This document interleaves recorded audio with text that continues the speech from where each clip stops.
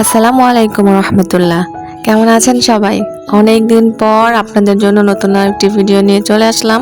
ঈদ গেল, অনেকটা দিন চলে গেছে, কিন্তু আপনাদের সঙ্গে এই 10-12 দিনে কোনো ভিডিওই শেয়ার করতে পারিনি প্রচণ্ড ব্যস্ততার কারণে। তো ঈদের মধ্যে কিভাবে আমাদের সময় কাটলো, শ্বশুর বাড়ি গেলাম এবং সেখানে গিয়ে কি কি করলাম সবকিছু আপনাদের সঙ্গে শেয়ার করব এবং ঈদের গরুটা কেমন ছিল সবকিছু মিলিয়েই থাকছে আজকের ভিডিও। তো কেউ স্কিপ করবেন না, অবশ্যই লাইক দিয়ে পুরো ভিডিওটা দেখে যাবেন। ফজরের নামাজ আদায় করে আর ঘুমাইনি, ব্যাগপত্র তো রাতে রেডি করে রেখেছিলাম যেহেতু শ্বশুর বাড়ি যাব ঈদ করতে, এবং ঈদের আরও 2 দিন আগেই কিন্তু আমি শ্বশুর বাড়ি চলে গিয়েছিলাম। তো তারপরে আমরা বেশ বৃষ্টি বৃষ্টি একটা দিনে শ্বশুর বাড়ি আসলাম, আর আমার দেবরের এখানেও আসা হলো যেহেতু দেবর গাড়ি পাঠিয়েছে। তার বাসার সামনে একটু দরকার ছিল, আমার বড় ভাসুর, বড় জা এবং আমার আরও একটা জা সবাই মিলেই কিন্তু আমরা শ্বশুর বাড়ি যাব। তো দেখতেই পাচ্ছেন মাঠ ঘাট পেরিয়ে তারপরে যাচ্ছি এবং গজারি বন, শাল বন, আরো বিভিন্ন রকম গাছপালা পেরিয়ে আমরা এখন চলে যাচ্ছি সরাসরি বাড়িতে। তো আমার আম্মু আমাকে একদম গাড়ি পর্যন্ত আগায় দিয়ে গেছে এবং আমার মেয়ে কিন্তু সঙ্গে করে বিড়ালও নিয়ে এসেছে, যেটা আপনারা ভিডিওর প্রথমেই দেখেছেন। সঙ্গে একটা ঝুড়ি নিয়ে আসা হয়েছে এবং সেই ঝুড়ির মধ্যে আছে বিড়াল এবং বিড়ালের বাচ্চা। তো বাড়িতে গেলে আপনাদের সাথে অবশ্যই শেয়ার করব। তো এই যে এখানে দাঁড়িয়ে আছি, আমার সেজো যা সে আসবে, তাকে নিয়ে তারপরে একসঙ্গেই যাব। তো বাড়িতে অনেক দিন পরে যাচ্ছি, আমি তো রোজার ঈদেও যাইনি, এর মধ্যে আর যাওয়া হয়নি। রোজার মধ্যে গিয়েছিলাম, তখন শাশুড়ির সঙ্গে প্রায় 10-12 দিন থাকা হয়েছে, তারপরে চলে আসলাম। এর মধ্যে আর রোজার ঈদ আম্মুর সঙ্গেই করেছি, আর কোরবানির ঈদটা শ্বশুর শাশুড়ি এবং দেবর ননদ সবার সঙ্গে মিলে করব। তো এই জন্যই যাওয়া হচ্ছে। আর দেখতেই পাচ্ছেন রাস্তায় কিন্তু মোটামুটি অনেক জ্যাম। যেখানে বাড়িতে যেতে আমাদের 1 থেকে 1.5 ঘন্টা সময় লাগে, সেখানে আমি সকাল 10টায় বাসা থেকে বের হয়েছি। ফজরের আগে উঠেছি, কিন্তু গাড়ি আসতে আসতে দেরি হয়েছে জ্যামের কারণে, এবং এই যে যাচ্ছি এটা প্রায় 5 থেকে 6 ঘন্টা সময় লেগেছে।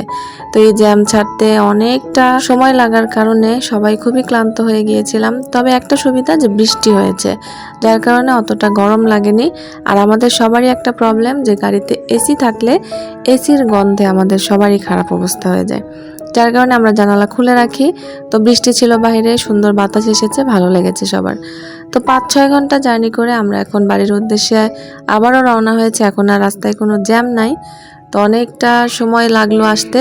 আমার শ্বশুর শাশুড়ি তারা তো অধীর আগ্রহে বসে আছে, আর এবার আমাকে বাড়িতে গিয়ে বিশাল বড় একটা কাজ করতে হবে, যেটা আমার জন্য বড় একটা চ্যালেঞ্জিং।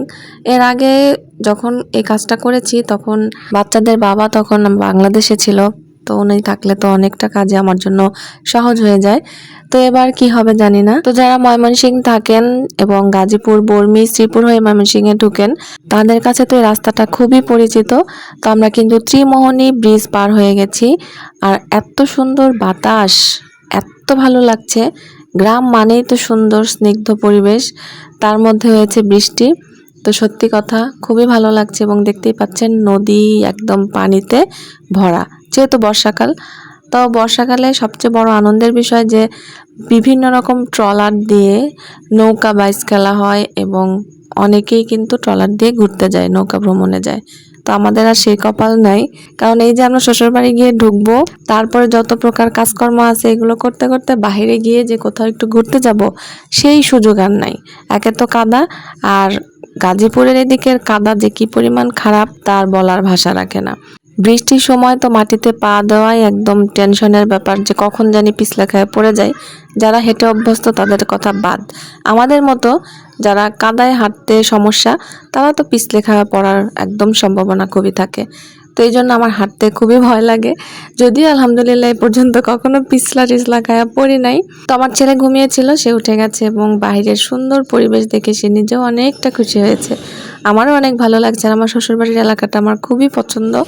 এমনিতেই তো এদিকে মাছের যে ফিশারি বা যেগুলো প্রজেক্ট থাকে সেগুলো করা হয়, তার মধ্যে হচ্ছে এখন বর্ষাকাল। তো বর্ষাকালে আসাতে চারিদিক আরো অনেক সুন্দর হয়ে গেছে, সবুজে সমারোহ, তার মধ্যে পানি। তো অনেক ভালো লাগছে, আমরা বাড়িতে বেশ কিছুদিন থাকবো। তো সবচেয়ে খারাপ লাগছে আম্মুর জন্য। আর আপনাদেরকে বলে রাখি, দেখতে দেখতে আব্বুর কিন্তু 1 বছর হয়ে গেছে। মেয়ের 22 তারিখে আব্বু মারা গিয়েছিল। এখন 2026 সালের মেয়ের 22 তারিখ বাসায় পার করেছি।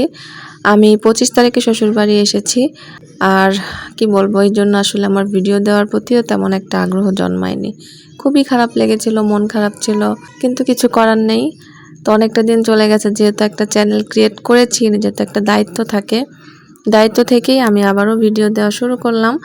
অনেকেই কমেন্ট করেছে, আপু কেন ভিডিও দিচ্ছ না? যেমন সাবরিনা আপু, তাবাসসুম, আরও কয়েকজন আপু বারবারই বলছিল যে আপু ভিডিও দিচ্ছ না কেন। তো তাদেরকে বললাম, এবং যারা জানে না তারাও জেনে নিলেন যে এই কারণেই ভিডিও দেওয়া হয়নি। এবং শ্বশুরবাড়িতে আসার পরে আমার অনেকটাই ঝামেলা হয়ে গেছে, এই কারণে আমি আসলে মেনটেন করতে পারিনি। তো যারা রেগুলার আমার ভিডিও দেখেন তারা তো অনেকেই জানেন যে আমার শ্বশুরবাড়ির পরিবারটা বিশাল বড়। আমার ছয়টা ননাস ননদ এবং 5টা ভাসুর দেবর, তো 11 জনের পরিবার। তো শ্বশুরবাড়িতে যাচ্ছে আমরা 3 যা, আরও 2 জন আছে, তারা ঈদের আগের দিন যাবে। এবং সবাই মিলে আমরা এবার একসঙ্গে ঈদ করব। আমার ননাসরা ননাসদের বাড়িতে, ননদরা ননদদের বাড়িতে। তবে দেখা হবে সবার সাথেই ইনশাআল্লাহ। তো দেখতে দেখতে দেখেন আমরা চলে এসেছি বাড়িতে। আর বললামই এর আগে যে বৃষ্টির কারণে রাস্তায় প্রচণ্ড কাদা, তো গাড়ি এখানেই থেমে গেল। আমরা এখন ব্যাগপত্র নিয়ে বাড়িতে যাব। আর সবার সঙ্গে যে কতগুলো ব্যাগ, কি যে একটা টেনশন। বাচ্চা কাচ্চা সবই ছোট, রাস্তায় কাদা, নিজেরা বোরখা পরে ব্যাগই ধরবো নাকি বোরকা ধরবো, না বাচ্চাদেরকে ম্যানেজ করব। যাই হোক, তারপরে যখন বাড়ির কাছে চলে এসেছি, আর তেমন একটা ছেলে মানুষ আমাদের সঙ্গে নাই, আমরা মহিলারাই আগে আসছি। আমার ভাসুর দেবর গাজীপুর চৌরাস্তাতেই, তাদের দোকান তো এখনো বন্ধ করা হয় নাই, শোরুম খোলা। তো সবকিছু মিলিয়ে তারা দেরি করে আসবে, মানে ঈদের আগের দিন আসবে। আবার যেহেতু গরু এখনো কেনা হয়েছিল না, সে কারণে ওনারা ঈদের আগের দিন এসে গরু টরু কিনে তারপরের দিন তো ঈদ হবে। তো দেখতেই পাচ্ছেন আমাদের যে মসজিদ নির্মাণের কাজ একদমই সাধারণ, তো এটাও এখনো অনেকটাই বাকি। তারপরও আলহামদুলিল্লাহ যতটুকু এগিয়েছে সেটার জন্য আল্লাহর কাছে শুকরিয়া। আল্লাহ যেন খুব দ্রুতই সবকিছু সমাধান করে দেয়। আর এই যে দেখতেই পাচ্ছেন কি পরিমাণ কাদা, আর আশেপাশে পানি আর পানি।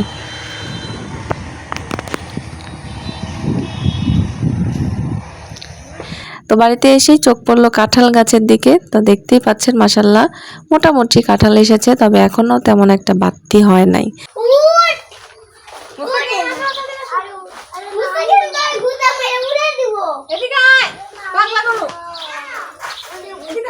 আবার লাল জামা দেখলে গুদা দিব। আমার দেখি তো মারবো না তুমি। আমি কি তো এই তো একটা অরেঞ্জ লাল লাল লাগতেছে, তাড়াতাড়ি আয়। দেখো মামি গো।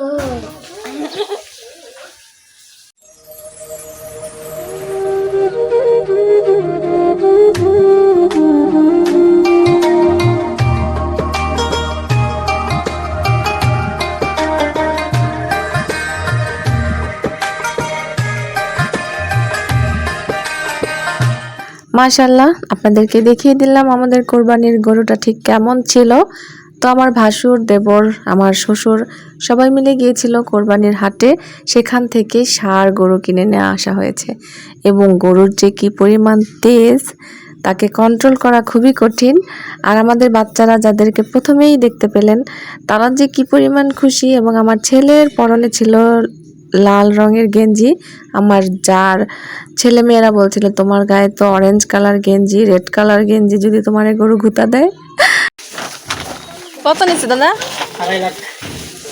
তো শ্বশুরবাড়ির গরুর দাম নিল 2,50,000 টাকা, এবং আসার খরচ এবং হাটের খরচ সহ আরও 2,000 টাকা এক্সট্রা দিতে হয়েছে। সব মিলিয়ে 2,52,000 টাকা। আর এই গরুটা হচ্ছে আমার বাবার বাড়ির, 1,30,000 টাকা। তো আজকের ভিডিওটা কেমন লাগলো কমেন্ট করে জানাতে ভুলবেন না। আজকের মতো বিদায় নিচ্ছি, দেখা হবে নেক্সট কোনো ভিডিওতে। ভালো থাকবেন সবাই, আল্লাহ হাফিজ, আসসালামু আলাইকুম।